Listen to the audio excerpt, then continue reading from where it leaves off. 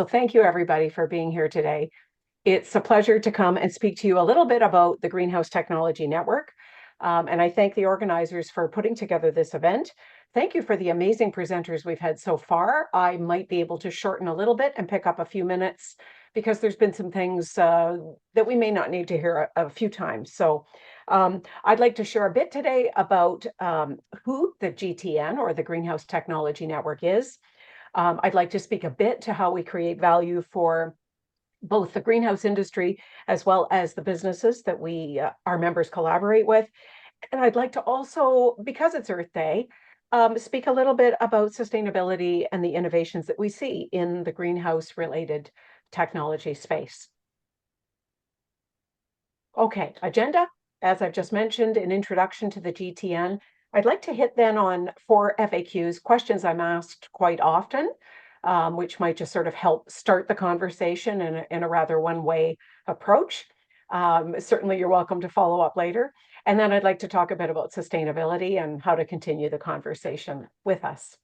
So the Greenhouse Technology Network is a consortium or a group of research centers, 5 of us currently. We are led out of Niagara College, Canada. And so our members currently Niagara College, Canada, Vineland Research and Innovation Center, the University of Guelph, specifically the Controlled Environment Systems Research Facility, who Luke may know a few people there. And then within the last year and a half, we also brought on new members at the University of Windsor with some deep energy capabilities and Brock University as well. I do need to acknowledge the Government of Canada's support through the Federal Economic Development Agency for Southern Ontario for the work that we do. So let's start off right at the beginning. We're a greenhouse technology network. What does technology mean to us?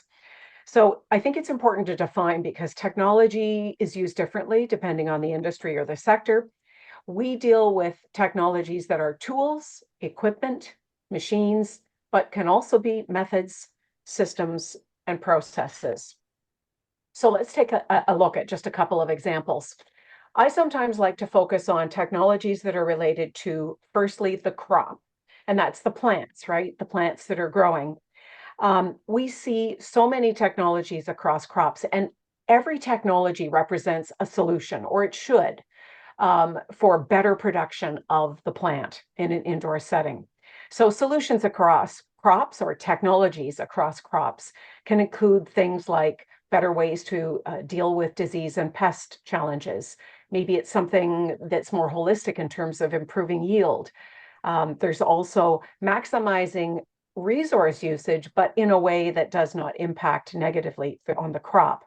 We need biology, chemistry, and physics for all these solutions.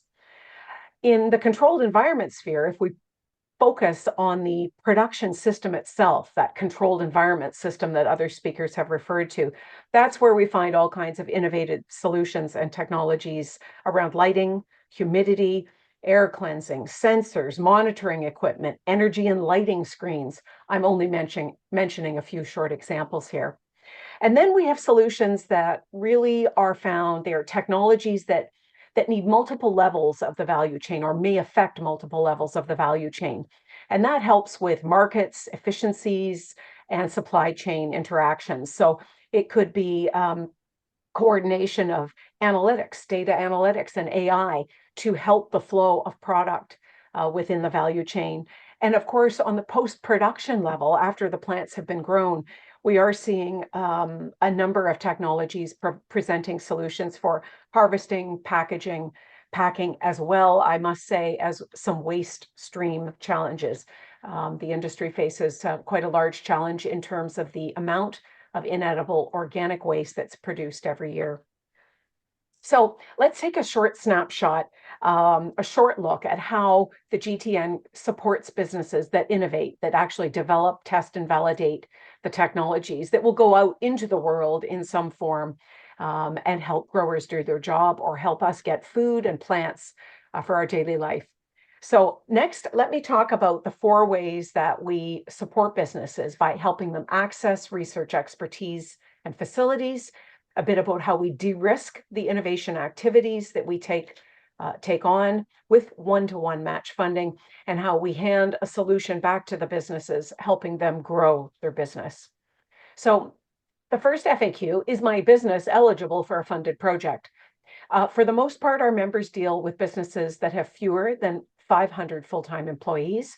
These businesses will have conducted some research and development, so they might be in middle stage development, or it may be into the testing. It must be a greenhouse-related technology that's in development. We need to be able to see a use for that solution in the industry. And the grower or the business would always face some kind of a challenge. They must be willing to invest in a solution in order to leverage the funding, and they need to have some desire to work with a collaborator, perhaps somebody that has expertise they do not. And that leads me to the next FAQ. Why would you collaborate with a research center on a technology solution? Well, there's a couple of reasons. The ag tech space is really complicated, as is horticulture. And sometimes you need an expert that knows the industry maybe better than you do, or knows certain aspects of that industry. Sometimes it's industry knowledge, because the industry can change not only from community to community, but province to province and country to country. A research center member or one of our members can also work with a business to help make connections across the ecosystem. And that can be helpful as you're looking to commercialize a technology. Not only that, but our research centers also have incredible depth of expertise in terms of how to manage a research project.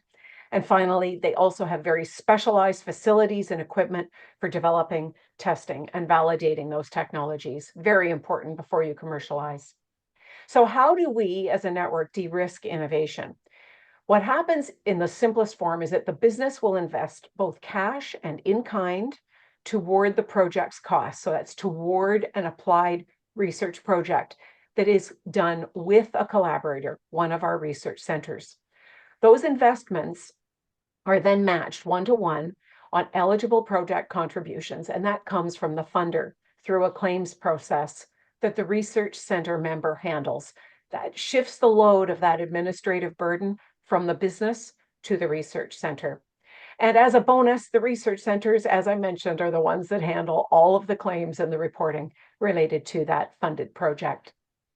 Last FAQ, how long does it take to do an applied research project? Honestly, this is a tough one for me to answer. The project timing varies with the complexity of the project, but some projects, if they're a little bit simpler, can be up and running in a very few weeks.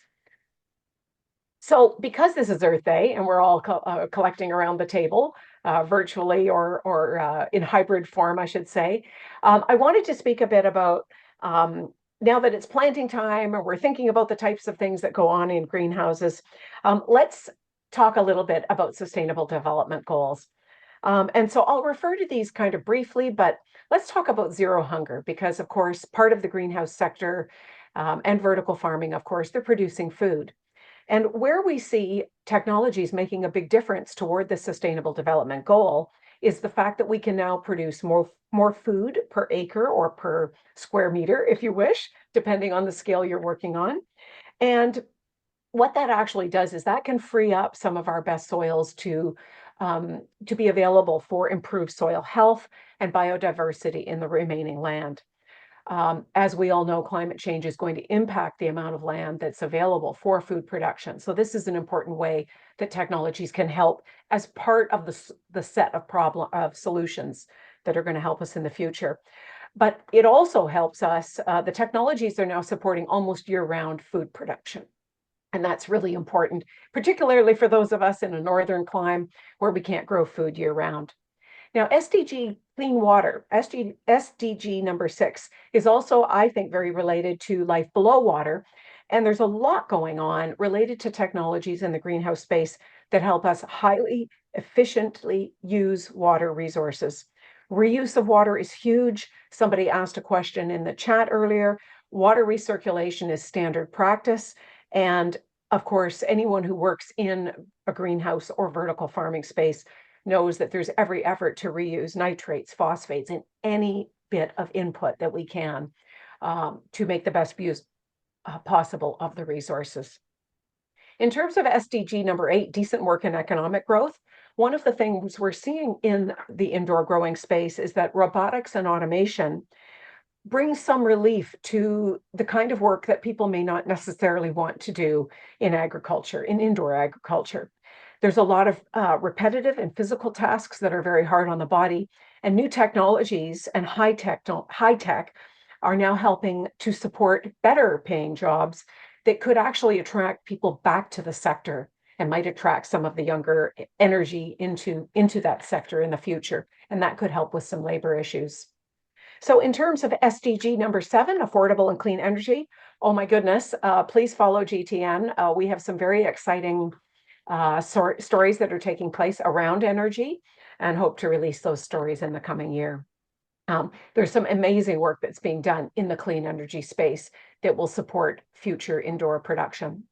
In terms of SDG number 9, industry, innovation, and infrastructure, LED technology, you've heard spoken about a lot today. It continues to improve, supporting industry efficiency. And the automation innovation that we see will support all aspects of production systems and bring us improvements in efficiency as well as smarter use of labor.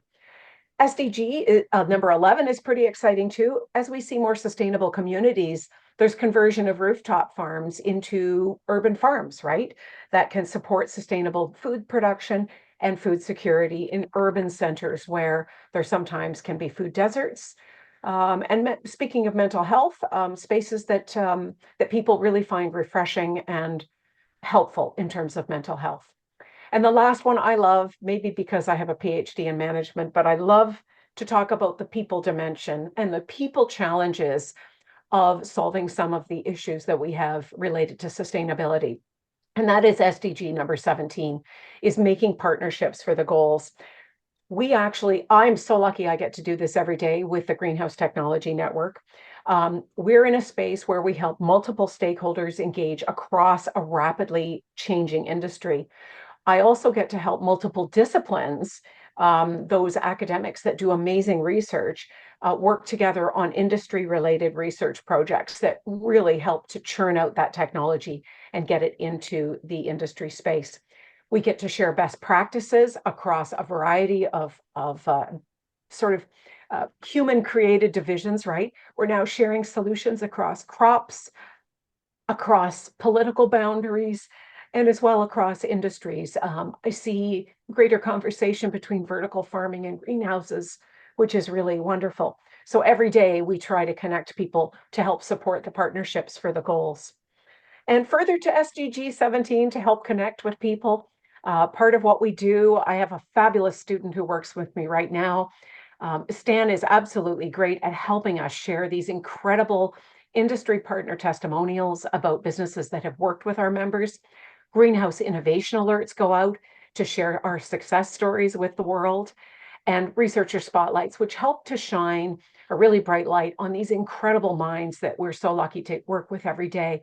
The people that come up with some amazing solutions in working while they collaborate with businesses on applied research projects. So please stay in touch with us. The QR code there will take you to our LinkedIn site. We'd love it if you could follow us. And I'm really hoping you can connect with us at some time and stay in touch. Let's keep these really amazing conversations going around sustainability. So let's talk greenhouse technology, and happy Earth Day, everyone.